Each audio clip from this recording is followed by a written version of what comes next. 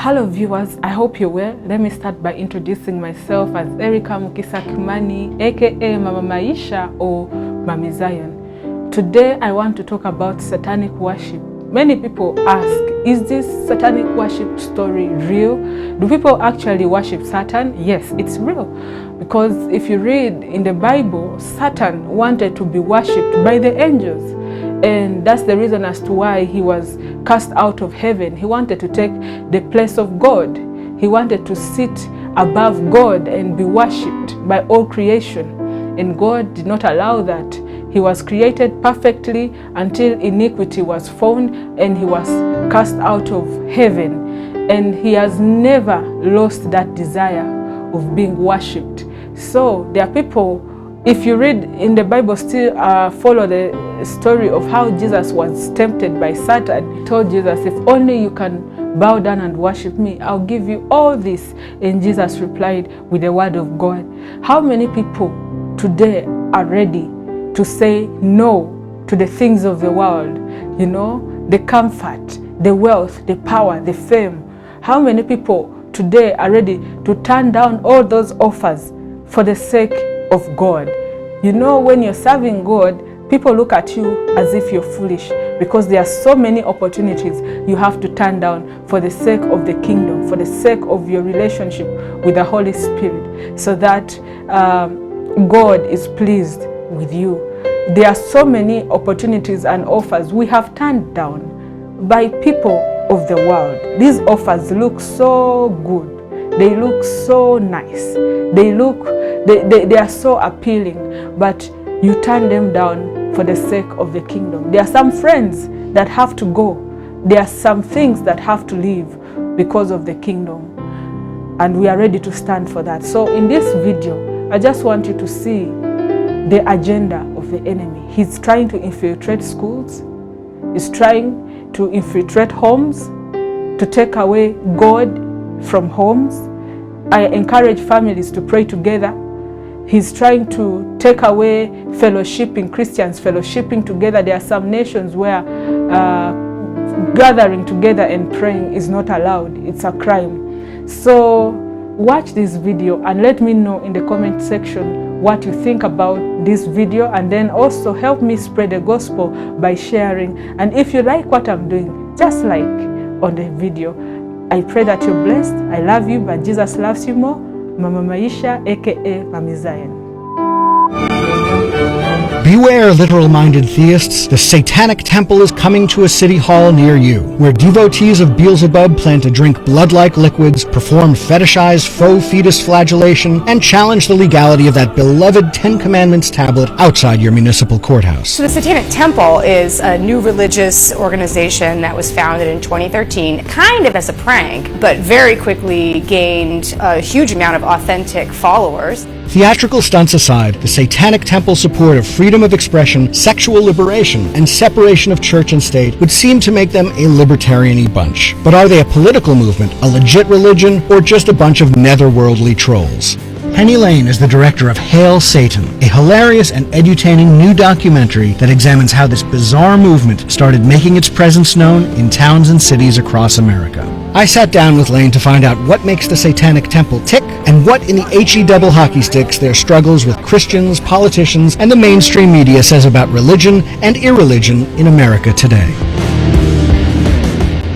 So yeah, it went from being kind of a joke, political troll, which we can talk more about, to being an authentic religion in a very short period of time. So that's kind of the story of the film. For people who haven't seen the movie yet, explain exactly what is it? What is the trollishness, and how does that trollishness transform into something else? So the Satanic Temple is a religious organization for Satanists. Satanism predates the Satanic Temple. It's been around for about 60 years as a religious identity. A small religious identity. It's been around for 60 years. So the Satanic Temple seeks to gather up all these Satanists and advocate for their religious equality in the public sphere.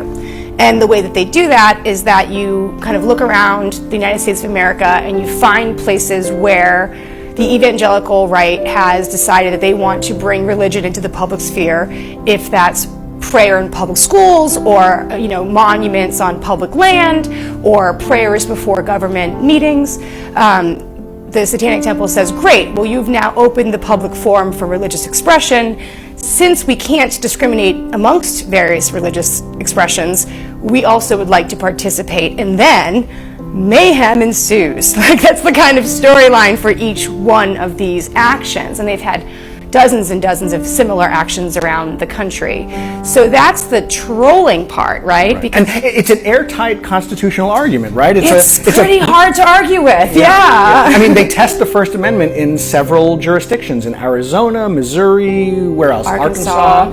And what do they find? What do they find? They find that we are extremely prejudicial about how we enforce the First Amendment. Surprise! You know, I mean, we all know that. But there's something about the spectacle of the Satanists coming to town that really pushes the issue in a way that, as a lifelong atheist, I can say the atheists never seem to quite drum up the same level of attention, right? Like when the atheists come and want to put their bench next to the Ten Commandments, it doesn't quite capture the imagination the same way as a 9.5 foot tall, you know, goat-headed deity. Baphomet. Surrounded by children. That's Baphomet. Yes. Right, okay. Can you paint a picture of what this deity they're trying to put next to the Ten Commandments? Yeah. What is it? It's a great image. What is it? So I'm going to describe it. It's got it's a bronze monument. It weighs 1.5 tons. It's got a goat head with a pentagram on its forehead. It's got Iggy Pop's chest, explicitly. And it is flanked by 2 children who are kind of adoringly looking up at it. And it's got sort of ambiguous gender elements as well. Yeah, I like that sentimental aspect with the children. It's like it's for the kids, you know. It is, and you can sit in its lap. So that's nice to take pictures and no, stuff. that's lovely, and it outrages people. Like it really, people don't regard it as a joke or as a troll thing. They really are terrified by it, right? Yeah. Christian groups are. The media is worried about it, especially Fox News, as you love to point out. You like to poke them a little bit. Not me. They do it. I'm showing you. You like to show it. I like. Let's not pretend you don't get a little joy out of it. Why don't you back off and let people live their lives? In fact, why don't you do that, Lucian Graves? Right, exactly, if indeed that's but your you real can't name. because religion is a protected class. So yeah, whatever. either take you're away making the a nonsensical point, and I think you should crawl back into your hole. Why are we all so gullible? Is my question. Well, I mean, you have to realize that, you know, whatever world you live in or I live in, you know, something like 90% of Americans believe literally in God. 90%. I just made that number up. Oh, okay, it's a huge number. Okay. So most Americans are pretty superstitious at their core, and we have millennia of ideas about who Satan is and what Satan's going to do to Earth if he was to get hold of us, you know. These are old ideas that are hard to get rid of. So when you say that you're a Satanist, on the one hand, there is an element at the core of it that is about trolling people, right? It's about poking people and sort of frightening them into a moment of shock. But the important thing with the Satanic Temple is that it doesn't stop there for them. They're not like, oh, look at these dumb people, they walk away. They want to then have a long conversation about religious pluralism in America. It's very important to say for your viewers that the Satanic Temple and Satanism more generally does not mean the worship of the devil. They are atheists at their core. They're not supernaturalists. Their religion does not rely upon belief in impossible things to function. Their religion is about taking kind of the best secular, humanist, Enlightenment values, wrapping it up in mythology, art, ritual, community, and all the good things about religion, and throwing out the part of religion that is about blind obedience to crazy ideas. So it's these almost universal values, and we're all Satanists at heart. A lot of people walk out of my film very troubled because they are trying to figure out, am I a Satanist? And it's a troubling thought for them, and it's an interesting position that I'm putting the viewer in, because I don't think most people thought they were going to have to justify why they're not a Satanist today. That's like the feeling I have when I read Reason for the first time. Yes, exactly. So let's get into what they actually believe specifically. Separation of church and state, kind of freedom of sexuality and freedom of expression. Certainly, bodily autonomy. Bodily autonomy. Are these people like libertarians at heart? Kind of. They're pretty libertarian-y, I think, in general, but I don't think that they would all say that they are or have those politics expressly. They're not a political group. They're a religious organization, so you do find a range of political views within this religious organization, but when your religious tenets are about rebellion against authority, checking your beliefs against our best evidence, sort of not discounting scientific fact as you form your beliefs. Autonomy, freedom, liberty.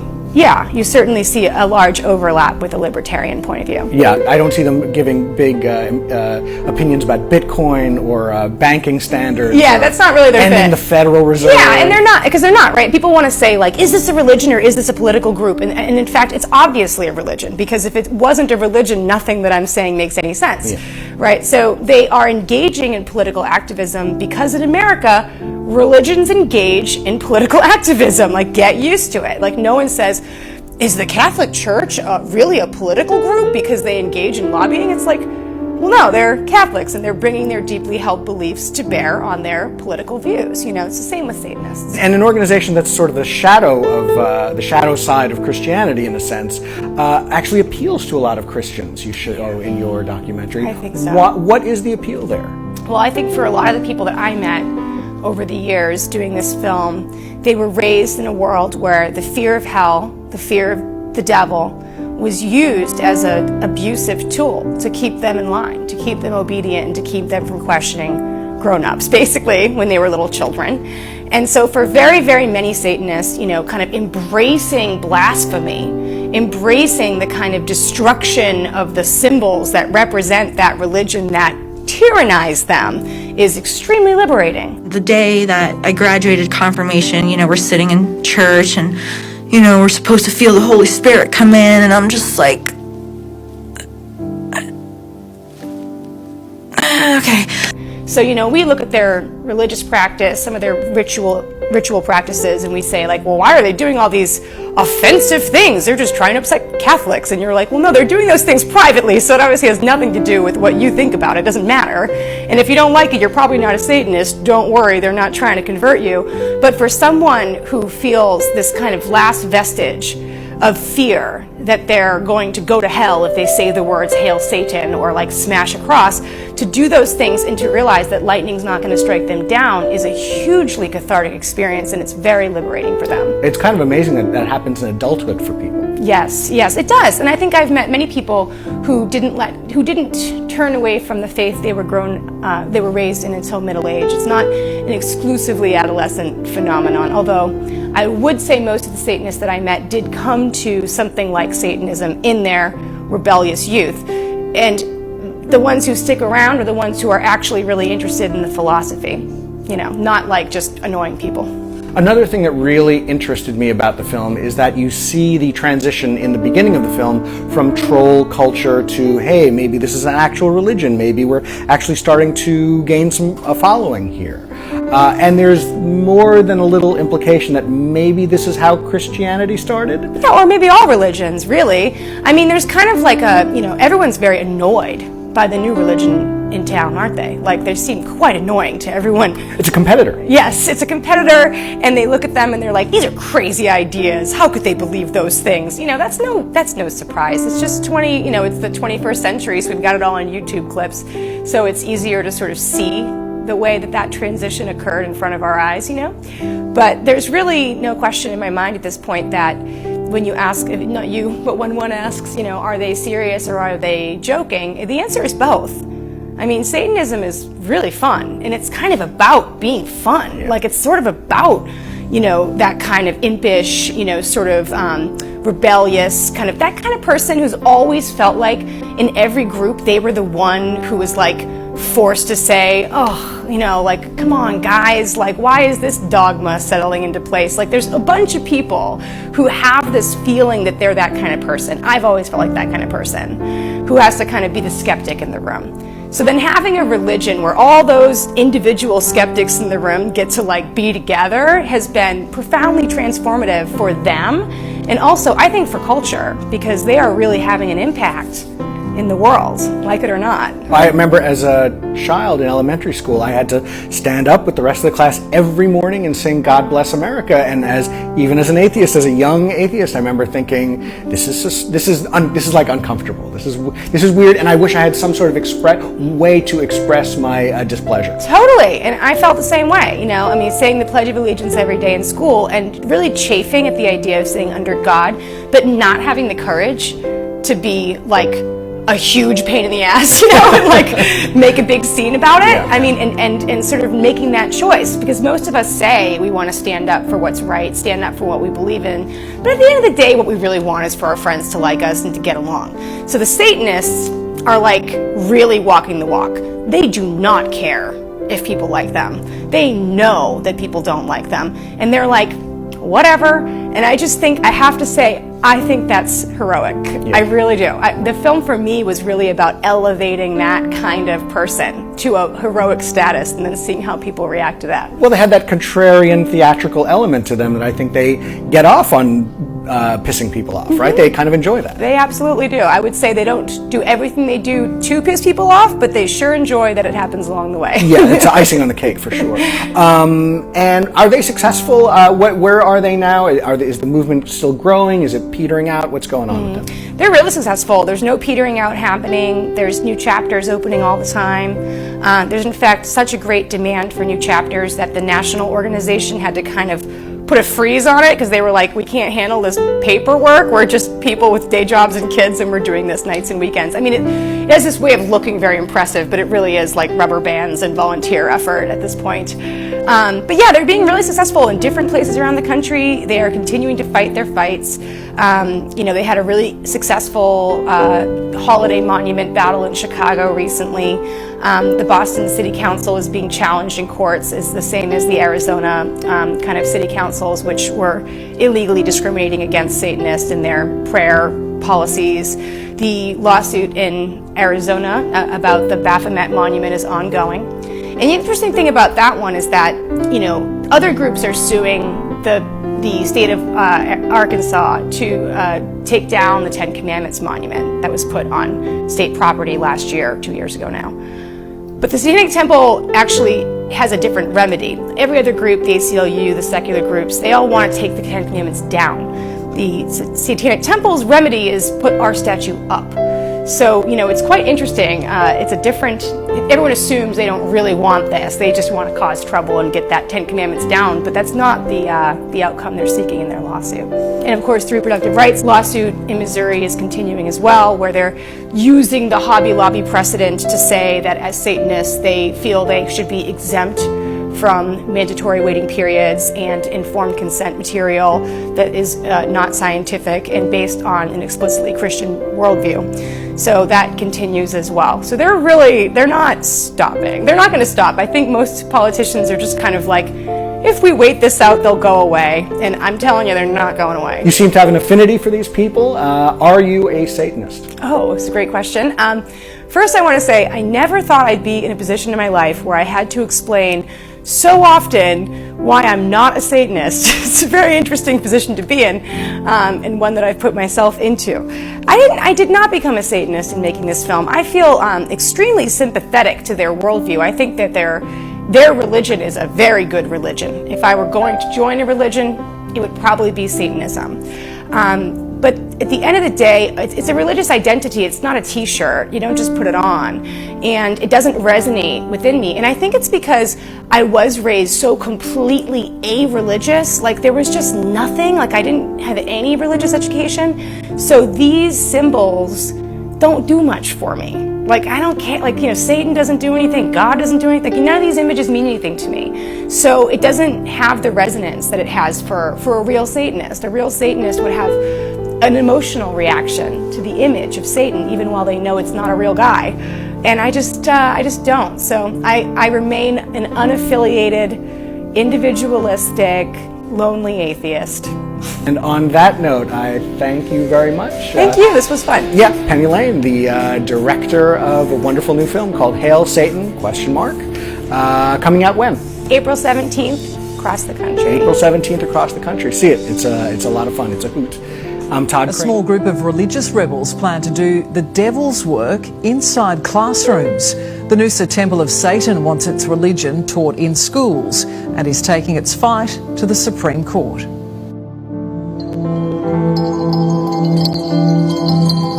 I think most people are Satanists and they haven't realised that. Hail Satan. It's not a stunt. It's not funny.